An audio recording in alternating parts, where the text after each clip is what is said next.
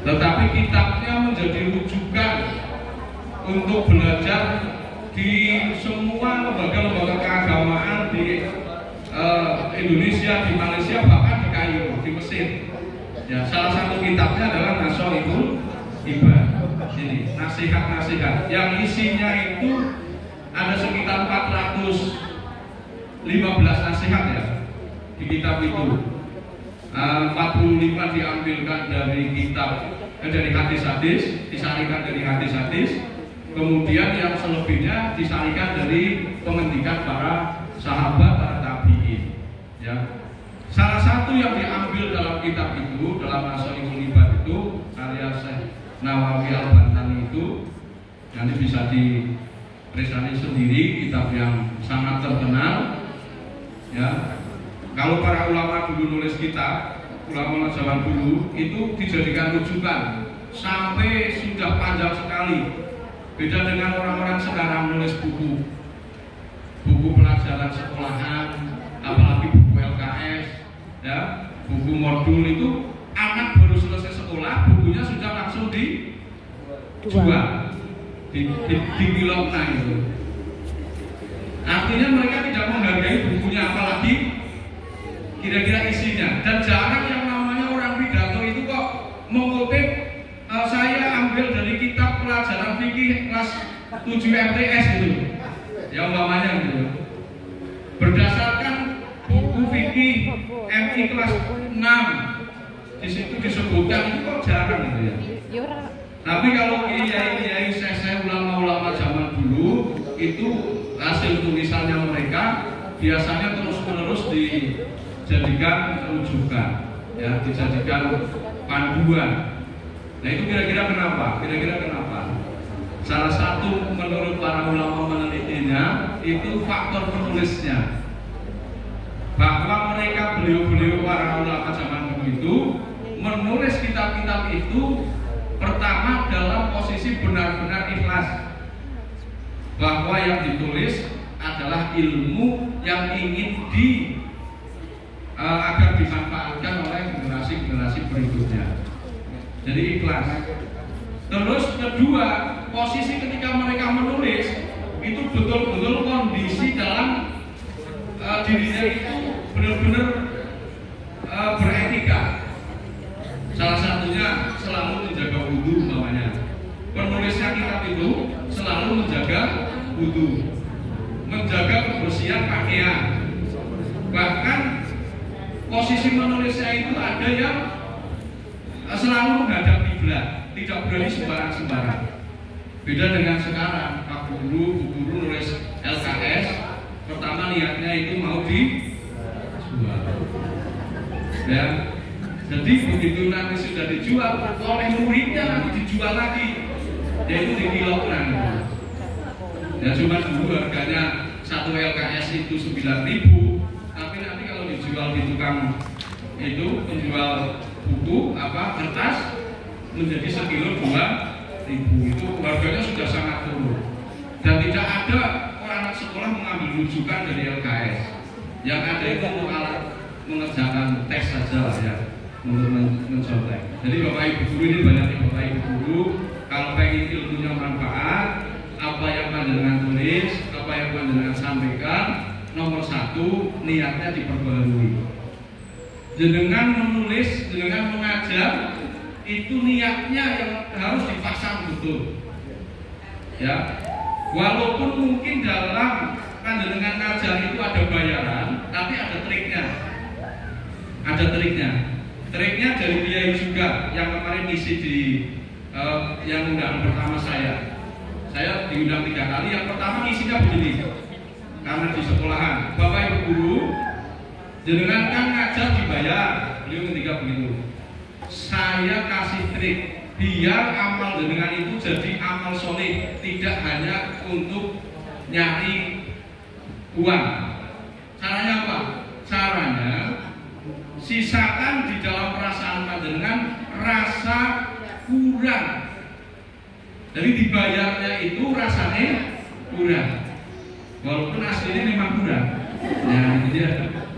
Kan tidak ada yang sudah cukup, apalagi saya tahu sekolah swasta. Akibat pengawas kabeh bayarannya rasanya sih kurang. Nah, jadi ini trik dari Pak Kiai yang kemarin ngisi, berarti insya Allah bisa diterapkan semua yang rawuh di sini.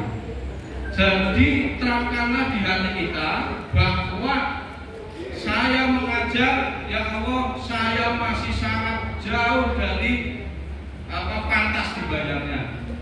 Hanya dibayar 1 bulan 700.000, 900.000, ya Allah, ini sangat tidak pantas, sangat kurang.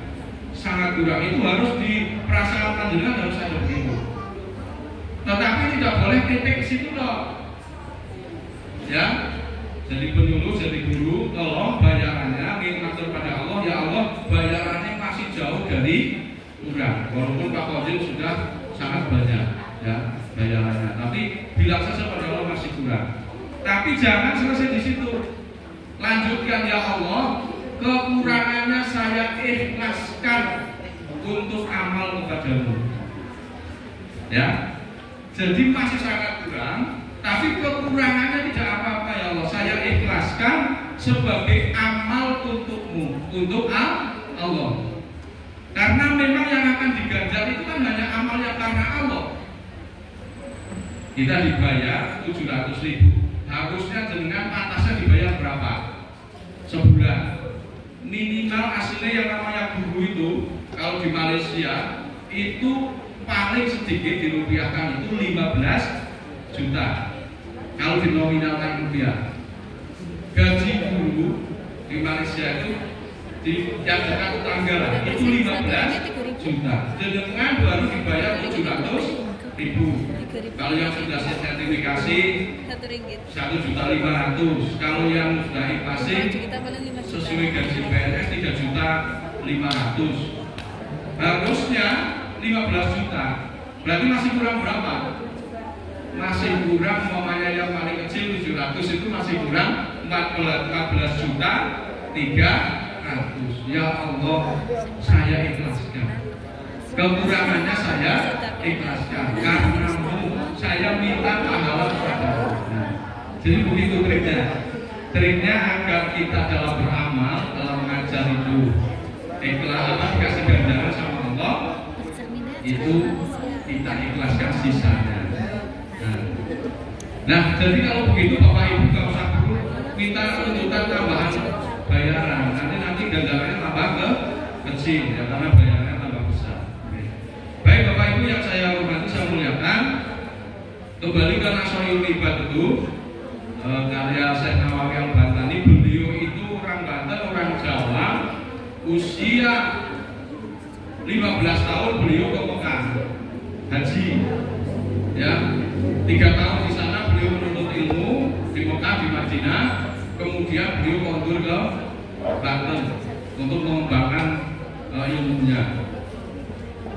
Tapi karena Indonesia waktu itu masih dalam posisi penjajahan Belanda, beliau diusir dari Indonesia karena dilihat oleh pemerintah Belanda beliau itu sangat membahayakan. Jadi dalam khutbah-khutbahnya itu beliau menyerukan kemerdekaan. Dalam pidato-pidatonya beliau menyerukan bahwa Indonesia harus merdeka. Maka oleh Belanda kemudian beliau diusir dari Indonesia dan kembali lagi ke Mekah beliau. Ya, balik Mekah. Di sana akhirnya menetap dan sampai wafat di Mekah. Dan beliau sempat menjadi imam Masjidil Haram. Ya, sempat menjadi imam di Masjidil Haram besar ini, bukan imam besar, imam di Masjidil Haram. Menurut riwayat yang kita baca bahwa orang-orang hebat pejuang di Indonesia dari kayak Kiai Hasyim Asy'ari pendiri NU, kayak Muhammadiyah, Ahmad Dahlan itu punya runtutan keilmuan dari beliau, dari Syekh Nawawi Al-Bantani. Karena ada di sama Soleh Darat itu ya, kalau Kiai urutannya ke Semarang itu, ya Soleh Darat itu juga ke beliau, ya ke Nawawi Al-Bantani. Jadi beliau inspirasi bagi para ulama di Nusantara yang apa istilahnya membuat spirit semangat kepada para ulama-ulama di Nusantara dan melakukan perubahan sampai saat ini yang kita rasakan. Adanya Nahdlatul Ulama, adanya Syarikat Islam, adanya Muhammadiyah dan lain-lain ini adalah punya runtutan ilmu ke beliau. Salah satu yang materi diambil ke beliau di Nasaul Liban itu nasihat Luqman Al-Hakim. Di dalam kitab itu disebutkan, ya bunaya innan nasi salah satu asasi sulusun lillahi wa sulusun li nafsihi wa sulusun li duti. Wahai anakku, Luqman ini dituliskan di situ dalam kitab itu, sesungguhnya manusia itu dibagi menjadi 3 bagian. Sulusun lillah yang sepertiga untuk Allah, wa sulusun li nafsihi yang sepertiga untuk dirinya sendiri, wa sulusun li duti dan yang sepertiga lagi untuk cacing, untuk hewan-hewan tanah, ya belatung dan sebagainya. Itu. Fa'amma ma huwa lillahi faruhu. Maka adapun yang untuk Allah itu adalah apa? Ruhnya. Wa amma ma huwa li nafsihi fa'amaluhu. Dan adapun yang untuk dirinya sendiri adalah amalnya. Wa amma ma huwa li dudi fajasatuhu. Dan adapun yang untuk cacing, untuk belatung dan lain-lain itu adalah badannya, jasadnya. Jadi yang satu ruh itu kembali kepada Allah, yang kembali kepada kita adalah fa'amaluhu, amalnya. Baik itu amal soleh maupun amal tolih, amal tidak baik. Ya kalau amal soleh tentu kembalinya berupa kebaikan. Kalau amal tidak baik kembalinya berupa ketidakbaikan. Fa'amama huwa lidudi, adapun yang untuk cacing, untuk belatung itu apa? Li jasadihi, adalah badannya ini kita. Kita dari tanah dan akan kembali ke tanah, digure oleh cacing, oleh belatung dan sebagainya. Oleh sebab itu, ibu-ibu yang tiap hari memikirkan kebaikan atau peningkatan kualitas badannya, jasadnya, maka sesungguhnya dia sedang mempersiapkan sesuatu yang hanya untuk sampai pakai skincare, pakai apa namanya, perawatan yang berpuluh-puluh juta, pakai segala macam apa saja, ya, untuk memperbagus badannya. Maka sesungguhnya semua usaha itu adalah sedang mengusahakan persediaan untuk cacing. Ya.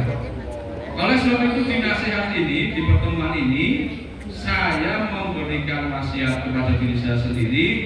Mari kita siapkan yang 2 perkara, yaitu faruhu wa amaluhu, yaitu ruhnya dan amalnya. Jangan sampai ruhnya kembali ke siji.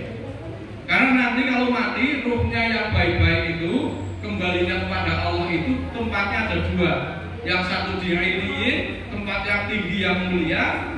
Kalau yang ruhnya sudah menjadi jelek, karena ruhnya ini nanti akan menjadi seperti tingkah lakunya badan kita. Kalau badannya selalu berlaku jelek, buruk dan sebagainya, ruhnya menjadi sangat jelek, nanti ditaruhnya di siji, tempat yang sangat hina, sangat rendah. Maka perhatikan ruhnya, jangan sampai ruhnya ruh yang nanti kembali ke tempat yang sangat jelek. Titik tekan di pertemuan ini yaitu yang kedua, fa'amaluhu, maka perhatikan amalnya, karena itu yang mutlak kembali kepada kita. Kalau amal kita baik, akan menjadi baiklah kita. Kalau amal buruk, akan menjadi buruklah kita. Tolong sesekali betul-betul sediakan waktu yang sendiri dan sepi dan bisa untuk menghisap diri sendiri. Di tengah-tengah kesibukan kita ini, sebagai apapun, tolong sediakan waktu sesekali untuk menghisap amalnya sendiri. Coba tanyakan kepada diri kita, Kira-kira persediaan amal baik apa yang kita itu yakin bahwa itu nanti akan berdampak baik kepada kita di waktu-waktu yang sendiri, yang bisa berkonsentrasi. Pikirkan itu, kira-kira persediaan amal itu yang sudah kita cawe-cawe, kita sediakan untuk bekal kita nanti karena akan kembali kepada diri kita, itu apa ya. Itu harus sesekali dalam hidup kita atau sering itu ya, bahkan itu sebenarnya adalah amal harian dalam ketika kita mau tidur. Itu paling utama adalah menghisap amal sendiri. Kira-kira hari ini saya sudah beramal soleh apa yang itu betul-betul kira-kira diterima ya, karena amal soleh pun belum tentu diterima. Jadi kita yakini betul bahwa itu sudah betul-betul kira-kira diterima oleh Allah. Jangan-jangan infak kita Jumat itu masih meragukan, betulkah saya menaruh uang Jumat itu lillah atau hanya sekedar untuk nutup malu dengan yang di sampingnya. Itu harus dihisap. Kotak Jumat 1.000, 2.000, 3.000, nggak masalah nominalnya, tapi yang dihisap nilai keikhlasannya. Betulkah saya taruh itu karena Allah? Jangan-jangan yang diingat nek kan orang gawa duit jemuahan isi kalau jejer-jejere. Oh, berarti amalnya itu murni karena manusia. Ya jangan mengharap-harap nanti di sisi Allah nggak ketemu. Allah nggak ngereken lagi, bukan karena Allah, itu semuanya karena manusia. Ganjarannya sudah dikasihkan di dunia. Berupa apa? Yaitu tidak malu. Karena mengumpul kotak maka menjadi tidak malu ya kepada samping-sampingnya ya. Tapi karena Allah nanti baru ditulis. Itu harus terus dihisap, dipikirkan. Kira-kira saya hari ini sudah beramal apa yang betul-betul karena Allah. Jangan-jangan semuanya itu karena pamrih kepada manusia. Ya, pada surat Al-Ma'un kan disebutkan kan yuraun. Jadi amal-amal mereka itu karena yuraun saja, karena hanya pengen diketahui, dilihat, toleransi dengan kanan kiri saja. Jangan-jangan puasa kita Ramadan kemarin hanya karena memang pembojone puasa, mertuane puasa, bapaknya puasa, masa inggane nyong ora puasa. Pak Agus mamanya itu contohnya begitu, mamanya itu harus dipikirkan. Pak Agus Kiai, Pak Agus Guru MI ini saja. Kalau Pak Agus Kiai beda ya. Harus bisa Pak Agus, Pak Guru itu ya.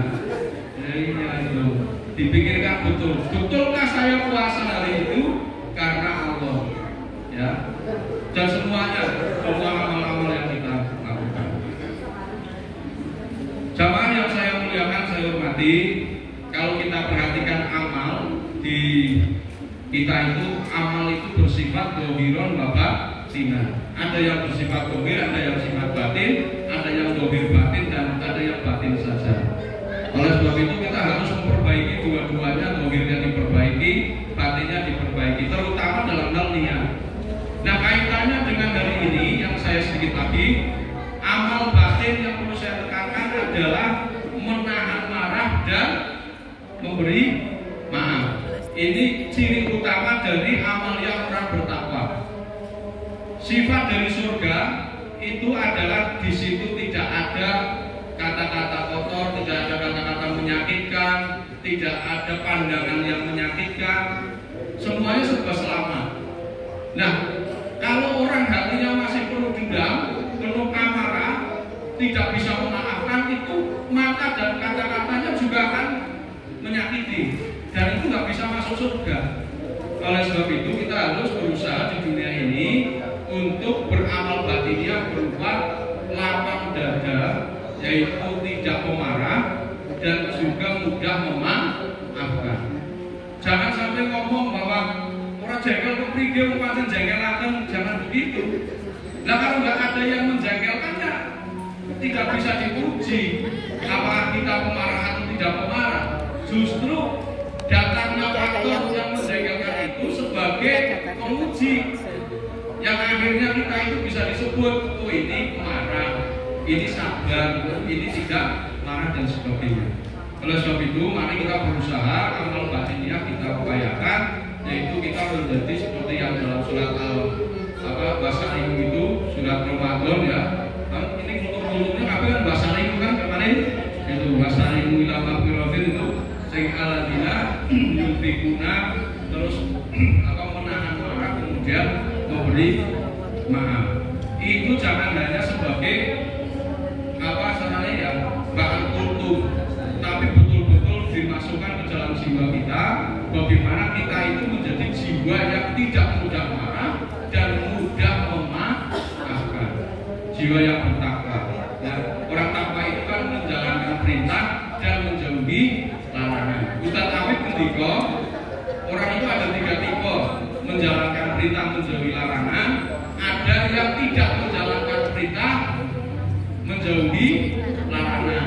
Ya, perintah yang dilakoni neng belum jauhi larangan. Neng ada yang menjalankan perintah juga menjalankan larangan. Jadi apa lakoni itu menurut Ustaz Afif. Dan kira-kira kita di posisi mana? Menjalankan perintah menjauhi larangan, apa tidak menjalankan perintah tapi mau menjauhi larangan. Ya apa melakoni kabeh, apa perintah yang dilakoni, larangan ya dilakoni. Jadi ibadah ya sregep, maksiat ya sregep, itu berarti posisinya kita belum mencapai takwaan. Kalau takwa itu adalah menjauhi larangannya betul-betul dan menjalankan perintahnya. Mari kita bisa mengoreksi masing-masing kita dan diri kita masing-masing. Mudah-mudahan kita sudah berada di posisi yang benar sebagai insan yang bertakwa, ya, mutakin, karena takwa itulah yang akan menyebabkan kita bisa masuk surga. Saya kira begitu, karena ini sudah zuhur dan Pak Taufik juga sudah sangat kejut, belum merokok dari tadi. Salahnya sendiri, ketuanya merokok tapi milih ruangan di YouTube tidak mau. Harusnya kan di bawah sana.